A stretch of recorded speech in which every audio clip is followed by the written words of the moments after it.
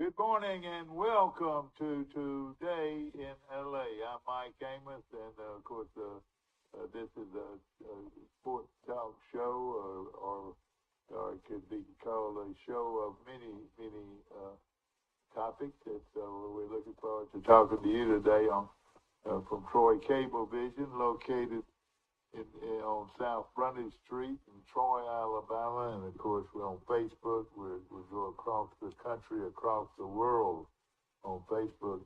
Just call us today at TED2 Troy Cable TC2. Just scan it, and you can pick us up every morning right here at our studios on South Frontage Street. Of course. We've got a lot to talk about. We got a huge football weekend ahead of us, and we're looking forward to that. And South Alabama, Troy is going to be a humdinger of a football game from Mobile. And from their new stadium located on their South Alabama Conference. And of course, I think it's only the second year that they've been in the stadium, and it is a beautiful stadium right there, connected to the university. And we've always said something about South Alabama. Once they get a stadium on campus, look out. And you know what? They signed over 20 players to the portal. The portal has given them 20 new players to play with. To play with, I reckon. You play the games with, and coming into this season, and it's a great opportunity not only for them to build their program, but to enhance football in Mobile, and so we're looking forward to that. Of course, we got several big games scheduled this week. Auburn plays host to the Arkansas Razorbacks, and that's going to be a game I think is very important to the Auburn Tigers. And then, of course, Alabama plays host to Mississippi State. The Bulldogs coming in after a stunning loss to me. They lost last week, and now they're up against the wall. Of course, Ole Miss and LSU is going to be a good game. Of course, Ole Miss undefeated, and it goes up against, I think it's just a once beaten LSU team. And then, of course, Troy, the big one from Mobile Thursday night, and it's a big one against South Alabama. South Alabama has lost just one ball game, and that was to UCLA in Los Angeles, the first game of the year. And they lost by a mere 2 points. It was a game where South Alabama led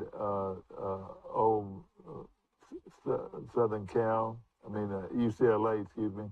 They led in that ball game up until the last few seconds, and they kicked the field goal on one of the last plays of the game, and UCLA won the game. But what I'm trying to say is South Alabama is just 2 points away from being undefeated on the year. So congratulations to their new coach and their program down there. And, of course, it's going to be a great one. I tell you, South Alabama, it looks like it's going to be a humdinger of a football game this Thursday night. You can watch it. You can't make it on TV. You can't make it on down there in person. The game will be televised on ESPN, so you've got the best of two worlds, either going and being there among all the action, and I tell you, it's exciting, and then, of course, it's going to be fun to watch it on TV. All right, leaving this community, Troy, Alabama, on Thursday to get to the ball game. It's going to take 4 Trailways buses to carry Troy's team. The team, the traveling squad, and then all the other groups of coaches and personnel. So they got 4 going with the football team. I hear we've got 4 going with the student body.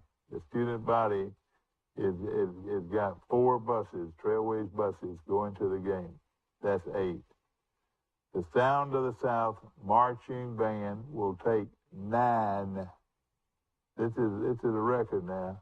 9, and then throw in one other group of bands and so forth, and I'll add that. So that's 10. Give me 18 Trailways buses leaving Troy, Alabama on Thursday to see Troy and South Alabama play football. Now, is that something? 4 team buses, 4 student buses, 9, at least 9, and we might even ought to count 10. I don't know, but at least 9 Trailways buses or buses carrying the Sound of the South, and one more extra. So that's 10. That's 18. Like I said, 18 buses leaving Troy on Thursday, probably right after lunch on Thursday, to battle with the South Alabama Jaguars. So it's going to be a lot of fun and a lot of festivities and a lot of pageantries. And you can look for this to be like I said, a humdinger of a football game. It means a lot to Troy. It means a lot to South Alabama. In fact, South Alabama has got a shot here. If they can win it, they've got a great shot of being undefeated in conference play, and would look like at least one of the teams in the conference championships at the end of the season. At the end of the season, the 2 top teams in both groups have a chance to play for a championship, and they're right to go to the New Orleans Bowl. In fact, the New Orleans Bowl usually handled the teams the 2 teams that are handles the one championship team playing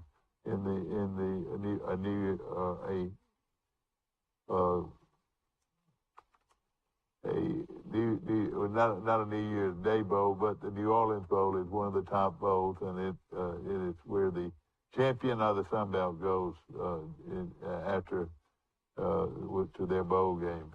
But it's going to be a lot of fun, and everybody's looking forward to it. Of course, we've got other high school and college games to talk to you about. Mike Amos will be calling in from Drayton Beach in a few more minutes, and I was just looking down the line here. Some of the games that will be played, Elba will be playing at Pleasant Home. Brantley will be playing at Red Level. Red Level's a much improved team. Goshen at Horseshoe Bend. They should have handled that. Lafayette at Luverne.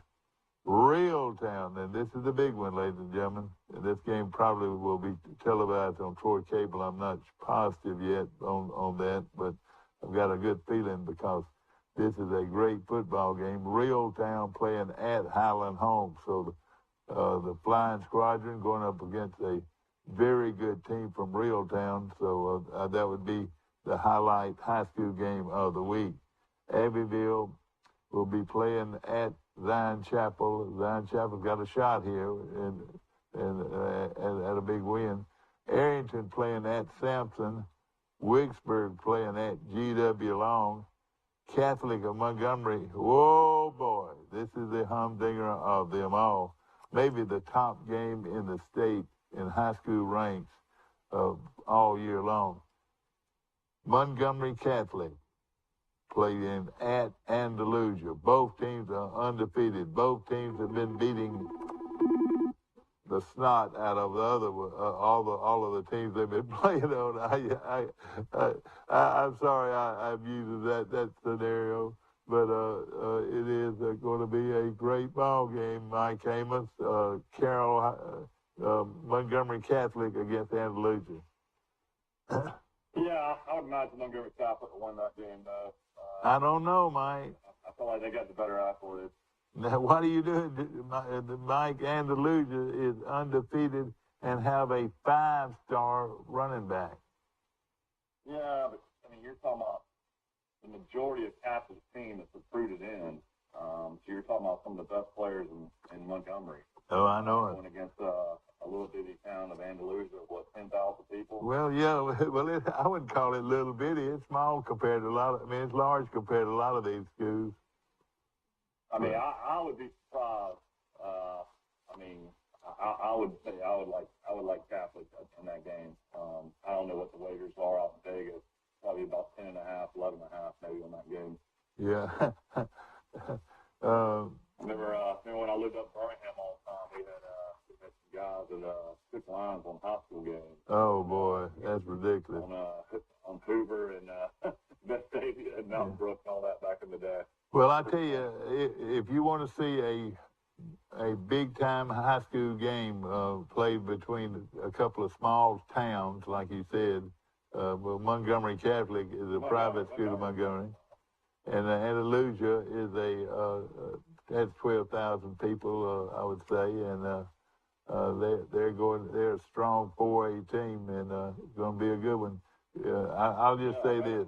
Read an article on AL.com yesterday. Troy's getting a Baumhauer's Victory Grill, which you talked about before, but read it to Troy, Alabama, but that's official now, and Troy is the smallest market they will ever build a location of Bob Baumhauer's Victory Grill. But apparently Wesley Baumhauer attends Troy University, and Bob Baumhauer fell in love with the area, is what he said in the article. That's great. Well, that's great, man. Big Bob Baumhauer.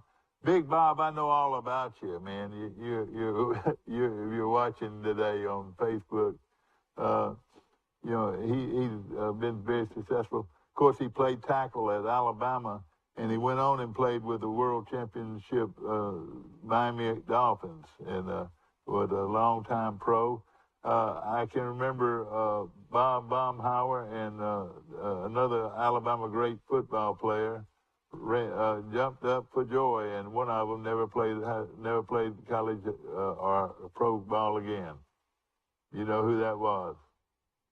Leroy Cook. Leroy Cook from Abbeville, Alabama. They were celebrating a big win, and he had to have surgery at the celebration, and he never played football again.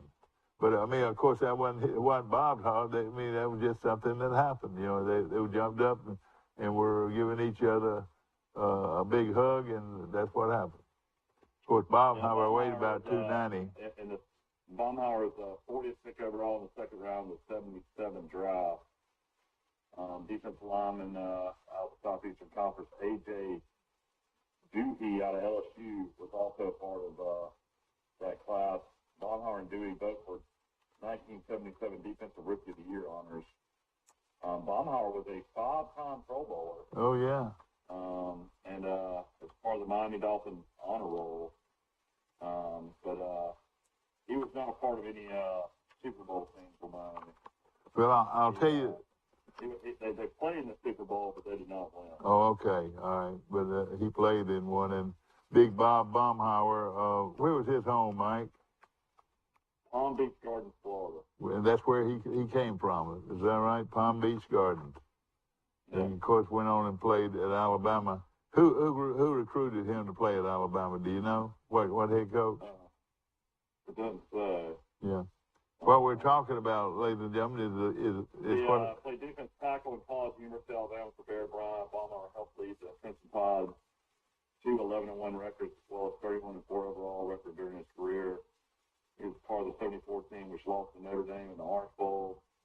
75 team, which defeated Penn State in the Sugar Bowl. The 76 team, which won the Liberty Bowl over UCLA. Baumhauer's first team All-Southeastern Conference selection in 75 and 76. Well, and I'll tell you. Sixth season he was invited to play in the Senior Bowl in Mobile. Now you said he played against Penn State, Mike. Was that the goal line stand team? No, it's he played against Penn State 75. Actually, it's interesting. So Baumhauer attended North Palm Beach Gardens Hospital in Florida for 2 seasons before playing at Tuscaloosa Hospital his senior year. He must have transferred up here to and they were going to sign him, and he must have just come up here to play his senior year in Tuscaloosa, and then play for Alabama. Owner and CEO of Aloha Hospitality, which owns and operates restaurants throughout Alabama, including the fine dining establishment Dolphin in Mobile, and also well known as his namesake, Baumhauer's Victory Grill. You know, and which one would actually come into Troy? Baumhauer's Victory Grill. Baumhauer's Victory Grill. Victory Grill. Got you. Victory Grill. It used to just be called Baumhauer's. Yeah, I got you. It originally was located in Tuscaloosa, and he changed the concept to Victory Grill. I guess called. I'll tell you this. This is another reason to be grateful that we're a Division 1A program, and with a restaurant like Baumhauer's coming to town with all the pageantry of not only the football but great restaurants, and I would say that this Baumhauer's Victory Grill is a top or is a 1-star great restaurant in Alabama coming to Troy. Yeah, it'll be big. I mean, they have great wings, really good sandwiches. The bar will be really nice. They'll probably by far be the next sports bar in Troy. I can't imagine how many people will be there on Sundays. They'll have the NFL Sunday ticket. Yeah, well, where you can watch every single pro game, which is a lot of fun for people. Yeah. And another thing, they have how many televisions? Over 50 TVs, I want to say. Way more than that. Shoot, the one in Tuscaloosa used to have TVs in their actual booth. Yeah, there'll be more televisions in that place than anywhere. I'll tell you what would be great, if you have any old Troy memorabilia, they'll be looking for all kinds of stuff like that to put to their restaurant. They sure would. That's one thing that Troy fans will really appreciate. They'll have their own wing of the restaurant in Detroit. Yeah. And then I'm sure Baumhauer will have his own Alabama stuff in there and some Auburn stuff, but you'll probably just have the majority will be Troy, Alabama, and Auburn memorabilia. I tell you what, I'm excited about it, and of course it's. I'll tell you who they'll probably reach out to. They'll probably reach out to DeMarcus Ware and try to bring in a lot of DeMarcus Ware stuff. I would imagine because DeMarcus, a lot of people think can go in the Hall of Fame this year. Yeah, well, that would be great. And, of course, we're talking about Baumhauer's Victory Grill coming to Troy, Alabama, and very soon. Do you know where the location will be? Steve, if you're going to put me on camera. Yeah, Steve put Mike on Zoom this morning. Mike Amos calling in from Great Beach, Florida. And, man, it's cold down here this morning, man. I can't imagine how cold it is in Troy. Well, it's pretty cold. In fact, I can't see myself on TV this morning, but I'll be waiting to do that in a minute. Want to mention further about Big Baumhauer, of course, the great pro player from the Miami Dolphins in Alabama, is bringing a restaurant to town called Baumhauer's Victory Grill, and this is what I say is a wonderful restaurant to serve our people. And I can visualize Baumhauer's Grill on a football Saturday. I bet you couldn't even get in that place. Yeah, I mean it will be packed, I would imagine. Yeah, and of course, where do you know the location yet on where they're located? I have no idea. I mean, I would imagine Jason Reed could probably tell you, but I'm not sure. I mean, I would imagine it's gonna be somewhere near Publix over there. Yeah, well, we'll find out more about it. A great location would have been where Country Barbecue used to be. Yeah. How did they start all that, Mike? How did it go? How did what go? Yeah, where did you find that in? AOL.com or where? At AL.com. All right. Tell us, read the headline on it. Oh, I mean, I'd have to find it again. I read it yesterday. Yeah, we're not on camera. What are you just doing a show in? No, we're on Zoom. We're on Zoom right now. I see you. I see you. But your picture's not on. Yeah, it is. It's on. It's on now. Brought to you by Troy Bank and Trust Company, the only bank you'll ever need, and of course also the Alabama Real Estate Connection called Carol Amos today for your real estate needs. Again, last night, 1916. Boy, you talking about wasting $250 million on a quarterback. All right. Wilson is now 2-4 as Denver lose Chargers last night, 4-2. And they lost to the Chargers. I mean, their offense is atrocious. They scored 16 points last night. They're averaging like 14 points a game, I think. And Russell Wilson he has not been able to come back.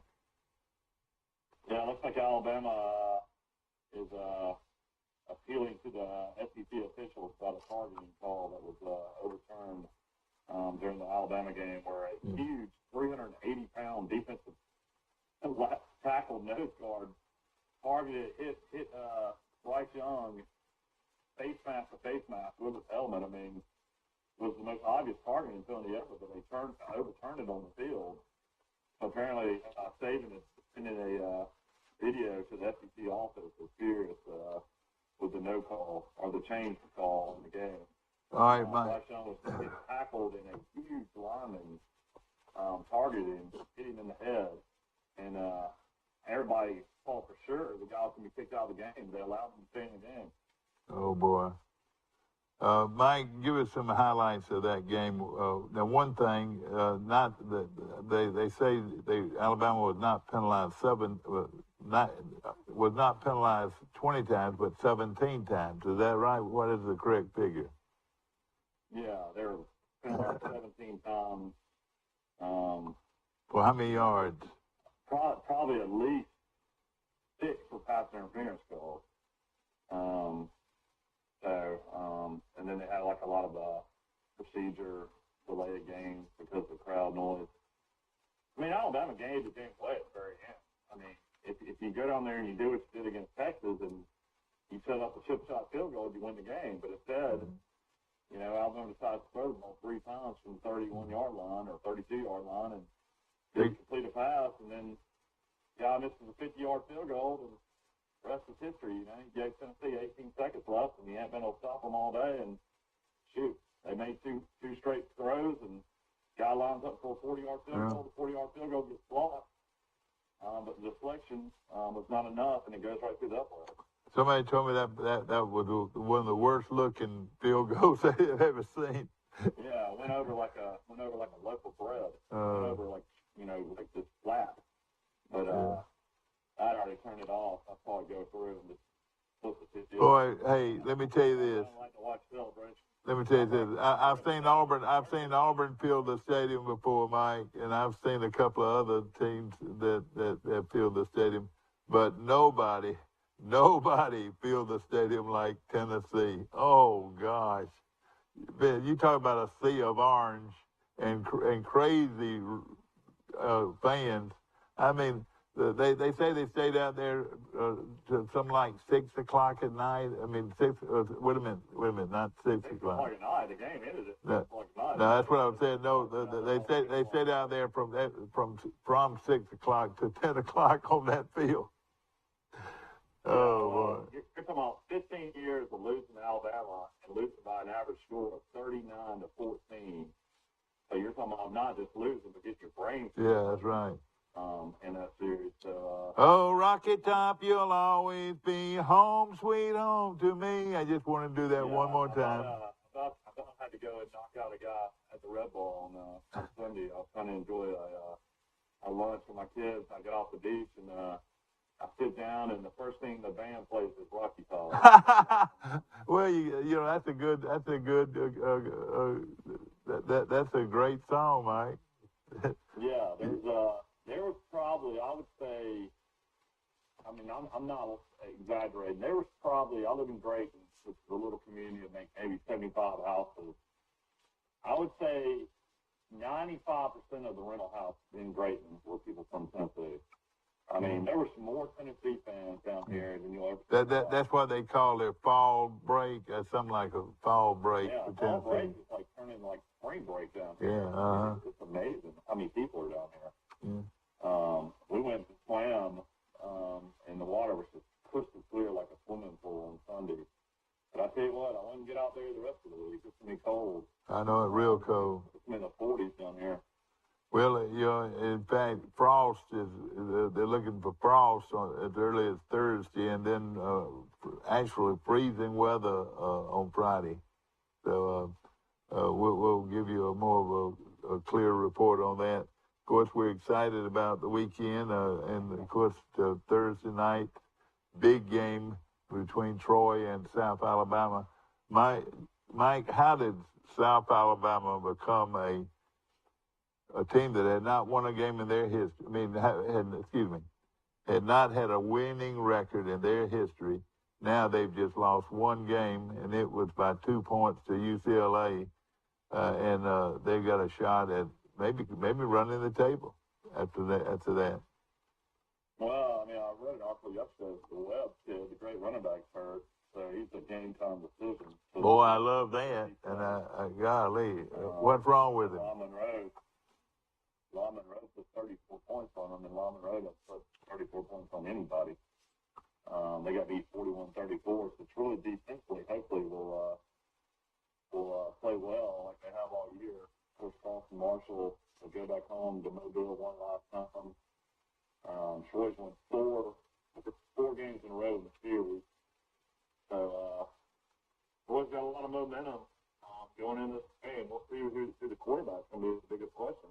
Yeah. And then will Daggy become the starter, or will Gunnar Watson come back and start again? We'll have to see what happens. Now, let me tell you this. I'm a big fan of Gunnar Watson. Of course, he's been here for 3 or 4 years now, and he's had some injuries, and he's come back, and he was knocked out of the game on Saturday, and in most cases, when you're knocked out of the game and you're okay, you go out one play and come back in. Well, he didn't even come back in.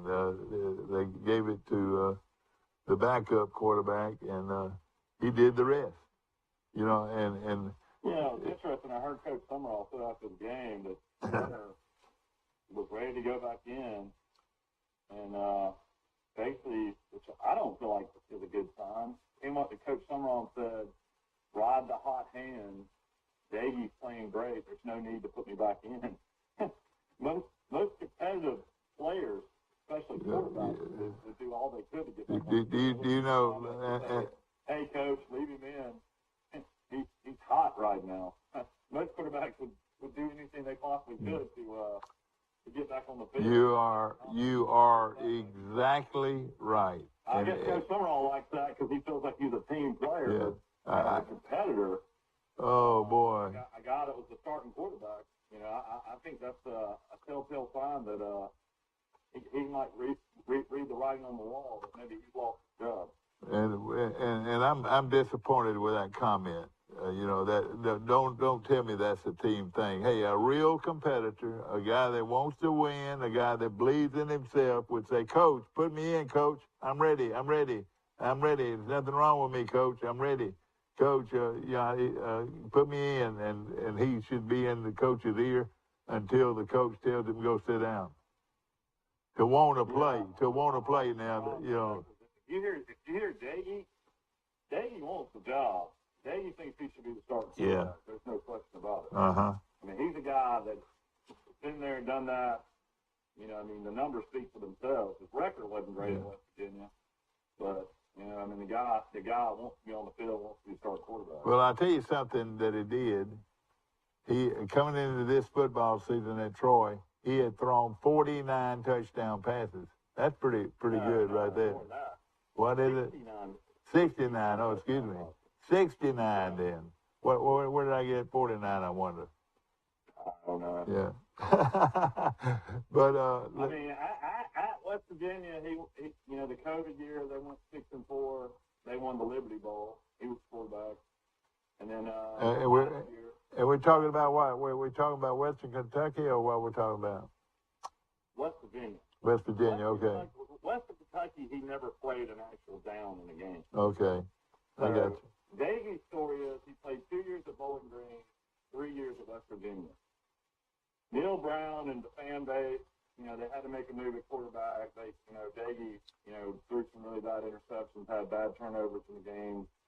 You know, he's one of those type guys that he kind of gets you to 500, but not much better. So they parted ways because they were bringing in J.T. Daniels from Georgia. So Davey goes to West Kentucky and tries to win the job at West Kentucky, but loses the job in preseason camp, like literally 2 weeks before the season starts. And I guess between Neil Brown and John Summerall and the relationship they had together, Daggy somehow winds up at Troy. And, boy, it's been to Troy's benefit to have a proven backup quarterback like this. I mean, he's already helped win the West Kentucky game. You know, was on the last drive that won the Texas State game. So, I mean, he's already proven his worth and then some. How about even Auburn wishes they had Jared Daggy right now? Oh, gosh, yes. And, I mean, you know, playing a kid that never played snaps in his life in college until this year, and then C.J. Finley, I mean, he's an absolute joke. I mean, he needs to transfer out. Nobody's going to want him as starting quarterback. Yeah. So, you know, this is a great benefit. You know, the whole time we're just like, Peter Costelli this, Peter Costelli that, the Utah transfer, you know, is he going to be the starter? Is he going to compete with the third string quarterback doesn't even see the field? Well, I'll tell you this. If he had that kind of attitude, like you said, let him play. He's got the hot hand. You know, he's not going to make that decision anyway. But that's telling me that going into this game right here, and it is a big football game with the arch rival, South Alabama.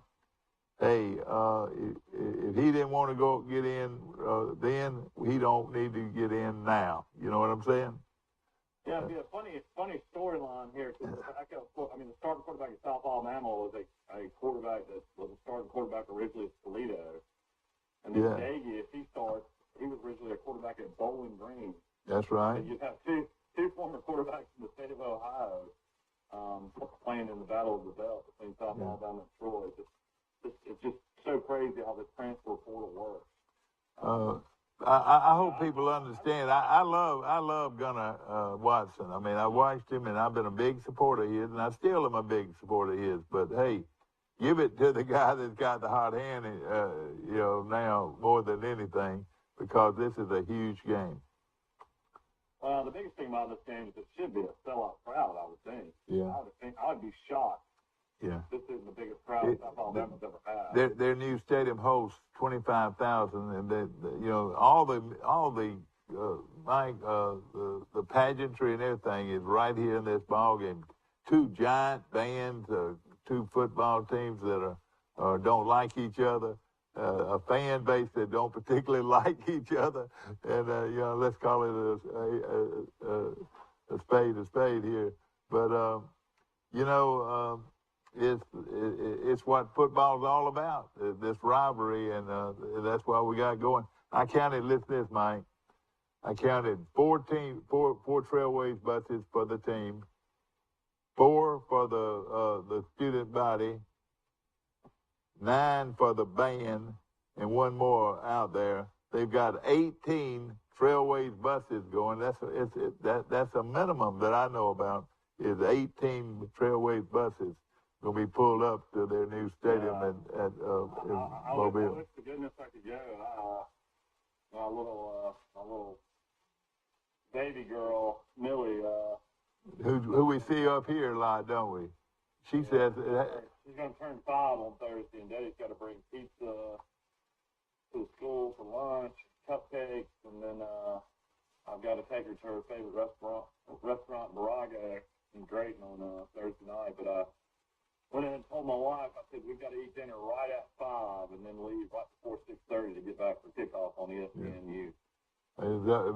Now, but our basic cable pretty much has the ESPNU, doesn't it? In Troy? Yeah, I mean, Steve could tell you, but I want to say ESPNU is like 125 or something like that. I know on HD, ESPNU is like between 500 505 if you have the HD channel. Okay, good.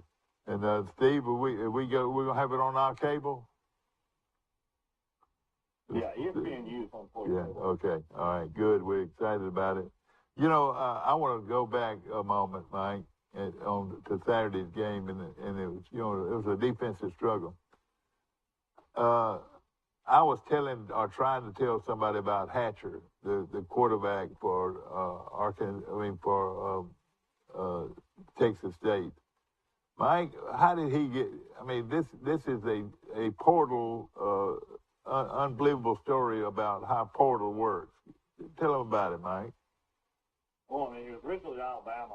He was a late signee because Alabama needed another quarterback. I mean, he was considered one of the top quarterbacks in the nation. They didn't know if Jalen Hurts was going to transfer, and that's when Tua had won the job, and then Hurts, decided to stay, and then kind of Hatcher saw the writing on the wall from Matt Jones there and Talua Kamaloa to his brother.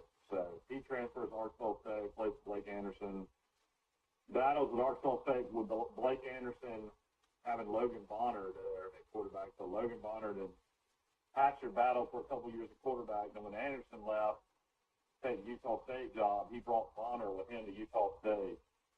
And then Hatcher battled last year with the Florida State transfer under Butch Jones, and ended up transferring this year to Texas State to play quarterback. So he's been at 3 schools. So and he had played against Troy twice, and you could tell he played against Troy once. Yeah. Well, I'll tell you what, you could tell that he was a premium. Yeah. He had played against Troy. So he's played against Troy, and then when Troy beat them at Arkansas State, he was on that team. That was one that the kid from Brantley had such a great game. You remember that? Yeah, Jacob Free. Yeah, that's right, Jacob Free.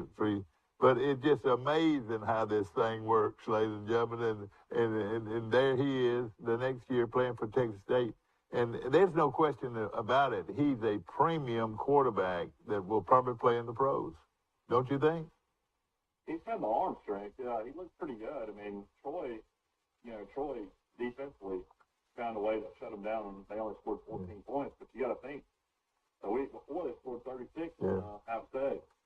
Well, going into this week, the shocking game to me is James Madison losing at Georgia Southern. I kind of thought that might happen, but then Old Dominion winning that Coastal was shocking. That was a huge win for the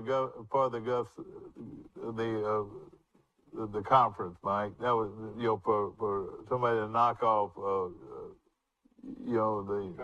Coastal, and don't you think that was huge for the conference?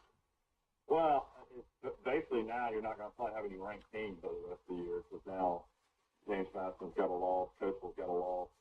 I mean, maybe if they went out and win a bowl game, maybe they'll be ranked at the end of the season. But James Madison had a chance to be ranked throughout the season if they would have kept on winning. And then Georgia Southern, and I said it right here on this show. Hey, Georgia Southern, don't ever take them lightly, especially when they're playing at home, because they're just really a good home football team, and they proved it Saturday. And this is a big game for Troy. Also, if you somehow win, you also have about 10, 11 days to get ready for Louisiana Lafayette, which would be really nice. And Louisiana Lafayette's always going to be good, and we'll be watching that closely. And that would be a fun trip for Troy fans to go to Lafayette. I've always heard that's a fun trip. Let me look at this now, and of course we don't play them but one game at a time. And don't get me wrong about it. I'm not trying to be that, but with the 5, they've had 5 days to get ready for South Alabama, or 4 practice days, and then they wait, like you said, how many days against Louisiana? It'd be about 20 days, wouldn't it? No. No, they have next week off, and and then they play Lafayette the next week. All right, so they got, they have a lot of extra days to get ready for Louisiana. Then a week after that, Army comes to town for a huge game, not only for the spectators, but for this military week, and it's going to be a lot going on there. Troy plays Lafayette on November the 5th, so Troy will play South Alabama on the 20th. So, yeah, they will have almost 2 weeks before their next game. And then UNLV to finish up the home slate, and then comes Arkansas State. But let me look. Let me just say something. If they can beat South Alabama, and they can beat Louisiana, I think Troy's got a real good chance of being the Sun Belt Conference champions in the in the West. Excuse me, in the West. So with that means they could possibly go to New Orleans for the bowl game. That would just be one choice, you know. New Orleans to the RL Carriers New Orleans Bowl. But what I'm saying, yeah. Of course, this South Alabama game is going to be a big one, and but also this is the biggest Troy South Alabama game probably ever. Yeah. Both teams being really good. Yeah, it's going to be a great game. I was talking to some people very close to the bowl picture that a lot of the bowl games, the Mobile Bowl, the Montgomery Camellia Bowl, all also great bowl games to look at down the road. But you got to win football games, and we got to start off with beating South Alabama, and then going to Louisiana. You got to feel good though that you're 5-2, and then you've got 2 more games at home. So I mean, let's just be honest. Troy would have to really something crazy happen not to at least get to 6 wins. Yeah. But you want to get to 7 wins. 7 wins guarantees a bowl game for you. 6 wins, you're bowl eligible, but doesn't guarantee it. So it's one of those where Troy's been this way, unfortunately, for 3 straight years. They've won 5 games 3 times over the last. In the last 3 years, they 5-7, 5-6, 5-7. So we're going to take a short. Have experienced this. We're going to take a short break. We'll be right back with more of Today in L.A. We'll talk football or whatever you want to talk about. Our wide selection of pre-owned vehicles looks so good, you'll think they're new. So take the short drive to Bill Jackson Ford in Troy, where you too can experience the Jackson satisfaction. Bill Jackson Ford, Troy, Alabama. Troy Cable Security Wi-Fi doorbell camera allows you to answer the door from your smartphone when you are at home, at work, or on the go. When a visitor presses the button, Troy Cable Security sends a live video feed to your smartphone so you can see, hear, and speak to the person at your door. With the doorbell camera, you can have your porch light turn on automatically when it detects motion at night to create the appearance that someone is at home. You can view video clips so you can always know who stopped by when you are out. Troy Cable Security. You love them, protect them. These teenage years can be tricky to navigate, especially when it comes to teaching my son about managing money. I'm thankful for helpful tools like Sidekick from Max. With Sidekick, requesting and rewarding money is easy. He can earn it by completing chores, making honor roll, or simply making a request from his own app. I love that I can easily monitor his purchases and set limits to help him learn to make smart choices with his spending, even on video games. Sidekick. Find it in your Max app. In the market for a new or pre-owned vehicle? We've got what you're looking for. So come see us at Bill Jackson Chevrolet Buick GMC in Troy, and you too can experience the Jackson satisfaction. Bill Jackson Chevrolet Buick GMC. A personal touch, a high level of trust. Whether it's checking and savings accounts, personal or business loans, or our local friendly service. That's what Troy Bank and Trust customers expect. But now we offer more. Free identity theft protection for our new and existing customers, protecting your family's time, money, and good name from identity theft. Because protecting your identity is now a big part of our identity. Back to our show, ladies and gentlemen, brought to you by Premier Dodge, Chrysler, Jeep, and Ram trucks on the bypass, where they're having one of their largest sales in history. So come on in there. They've got a lot of new and used cars and trucks to choose from. And let me just say this, they want them out of there. They want to get rid of them and bring in some more. So take advantage of this huge sale at Premier Dodge, Chrysler, Jeep, and Ram trucks in Troy, Alabama. And, of course, nobody beats a Premier job deal. Nobody. Back to our show. Mike Amos is with us. Yeah, I actually have football tomorrow night. Georgia State traveling to play at Washington State. So I actually have a game on ESPN2 tomorrow night that you can watch. Of course, App State is coming off a big loss to Texas State, so I know they're going to try to play their best football, and Georgia State's really hot, actually, right now. They've won 2 in a row.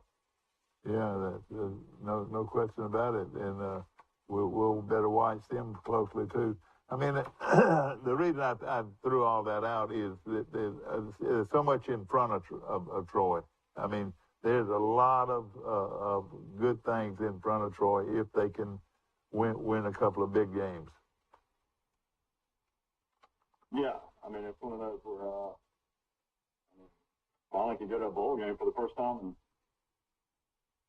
4 years. So it can happen much more than that. And the fan base, of course, the first-year head coach, too, is doing an unbelievable job. So a lot of excitement going on. Well, Mike, Auburn's got I think this game that Auburn's got coming up is very important. Well, I mean, a lot of people want to know if Parkson likes the coaching or not. Yeah. Let me put you on hold a minute.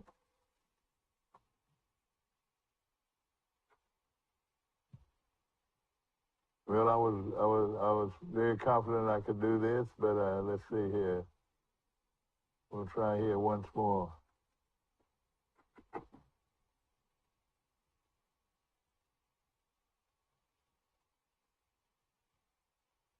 Oh boy, we don't have it. Let's see here.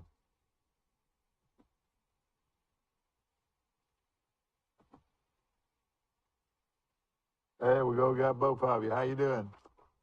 Hey, Mike. Will Matthews. Good morning to you, Will. How's everything going? Will, how confident were you when Will Riker, the Alabama kicker, lined up for that 50-yarder? Well, Alabama screwed up by leaving them any time on the clock. That was stupid.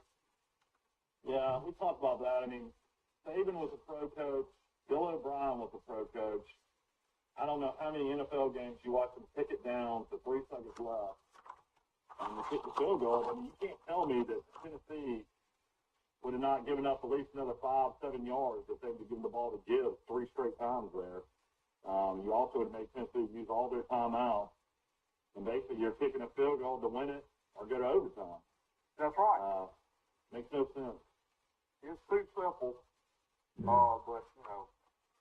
One of those things where in that game, I kept on thinking Alabama was going to bring in, Eli Ricks, a guy that was a, 5-star out of high school, freshman All-American at LSU.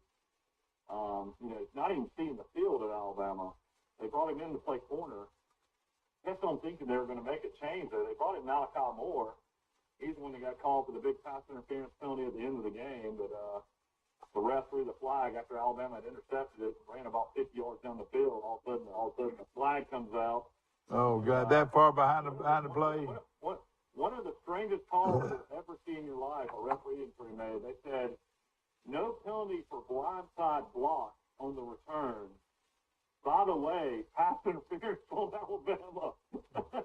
First down Tennessee. Oh, God. It was one of the weirdest officiated games I've ever seen in my life.